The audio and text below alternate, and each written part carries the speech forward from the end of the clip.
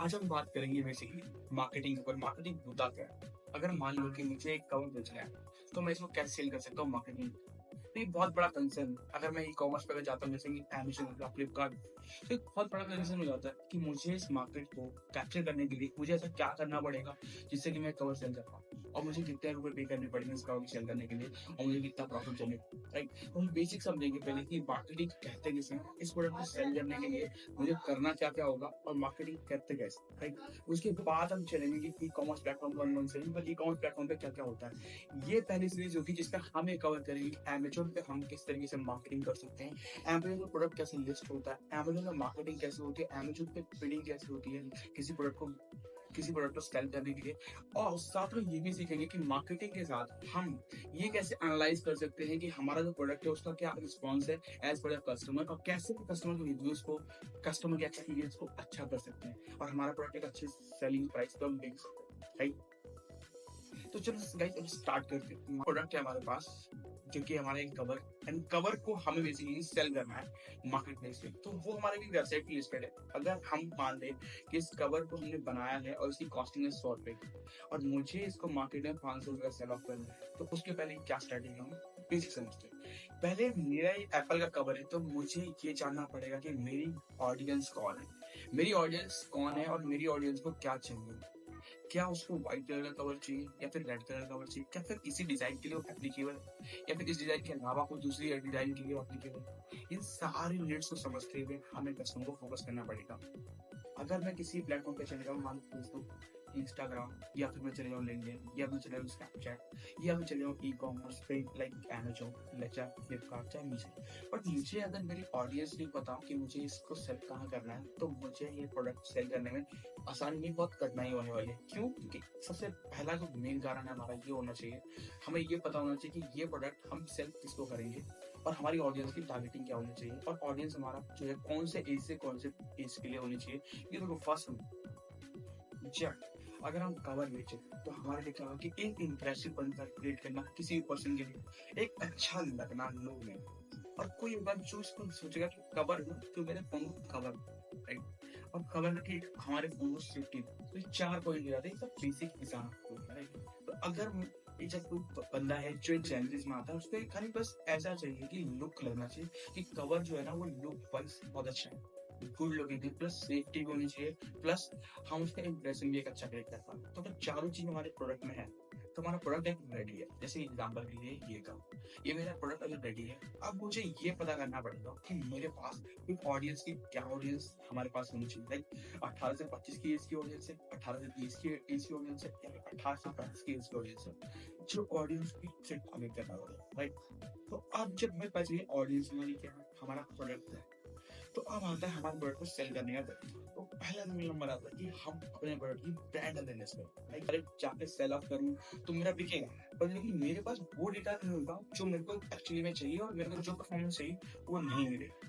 तो कभी भी किसी भी प्रोडक्ट को सेल करने से पहले उसका बेसिक और फर्स्ट रूल यही होता है कि आपको ये पता हो कि इस प्रोडक्ट के बारे में, इस प्रोडक्ट की चीजों के लिए मुझे इसका अवेयरनेस कितना है। क्योंकि देखो, जब तक अमेज़न में सेल करें, या फिर हम फेसबुक पे सेल करें, या फिर हम इंस्टाग्राम में सेल करें, या फ्लिपकार्ट में सेल करें, अगर अमेज़न के पास इस कवर के रिलेटेड, मेरे अकाउंट के रिलेटेड अगर एक भी डेटा नहीं है, तो वो कभी भी मेरे कवर को उस तरीके से सेल नहीं कर पाया जिस तरीके से सेल करना चाहिए, राइट? क्योंकि इसके लिए डेटा उसके पास जब उसके पास डेटा ही नहीं है, तो वो किस तरीके से रिएक्ट करेगा अपने आप से। अगर आपने चला भी दी जाए कन्वर्जन की कैंपेन, पर कैंपेन चलाने से कुछ नहीं होता, आपका अमाउंट जाएगा और आपके पैसे बचेंगे, राइट? तो पहला रूल हमारा यही होता है कि हम ये करें, अपने ब्रांड को अवेयरनेस करने के लिए, उस टाइम के लिए हम इस कवर की एक अवेयरनेस कैंपेन चलाएंगे, राइट? जब हम अवेयरनेस कैंपेन चलाएंगे, तो उसके बाद क्या होगा, जब लोगों तक रीच आउट हमें मिलेगा, एक अच्छा खासा डेटा मिलेगा, लाइक 19,000 20,000 1 लाख के आसपास हमारे यूजर्स आए जिन्होंने इंप्रेशन दिखाया हमारे प्रोडक्ट पे, तो क्या होगा, हमारे पास 1000 इंप्रेशन है। अब 1000 इंप्रेशन में से कुछ ऐसे इंप्रेशन होंगे जिसपे क्लिक्स आए होंगे, तो क्लिक्स आए होंगे तो वो हमारे क्रिएट करता है कि हमारे पास एक और ऐसी ऑडियंस है जो 1 लाख में जैसे 10,000 लोगों ने हमारे वर्ड पे क्लिक किया है, राइट। तो अगर हमारे 10,000 की ऑडियंस जिसने क्लिक किया तो हम उसको रीटारगेटिंग कर सकते हैं। हो सकता है कि उससे फर्स्ट टाइम पे क्लिक करने का कुछ ऐसा ना लगा हो जिससे उन्होंने बाय करा हो, जिससे उन्होंने नहीं लिया हो, या फिर ज्यादा कुछ इंटेंट नहीं किया हो। तो क्या हो गया, अभी तक हमारा ब्रांड अवेयरनेस थी वो हमने 1 लाख लोगों तक कर। अब दूसरा क्या है, हमारा कंसिडरेशन पार्ट। उसके लिए हम क्या करेंगे, जो क्लिक वाले जो पर्सन आए थे उनके लिए हम रीमार्केट करके कंसिडरेशन कैंपेन चलाएं। तो कंसिडरेशन कैंपेन चलेगी तो कंसिडरेशन के लिए बेसिकली हम कैंपेन चलाएंगे कि कल पहला हम लेना पड़ता है अवेयरनेस, चूंकि हमने फैला है, हमारे पास 1 लाख लोगों का डेटा आ गया।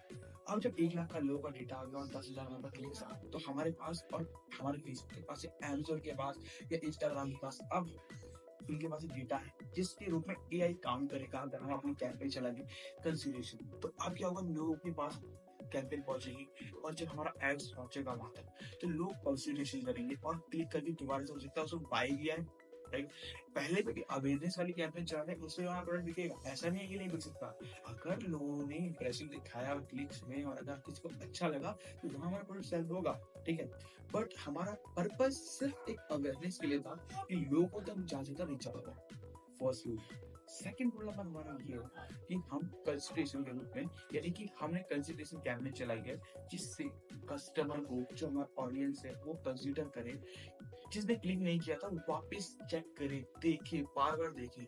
उसको जब बार बार रिकॉल होगा कि इसको कंसीडर करेगी तो उसको क्लिक थ्रू रेट बढ़ेगा, राइट।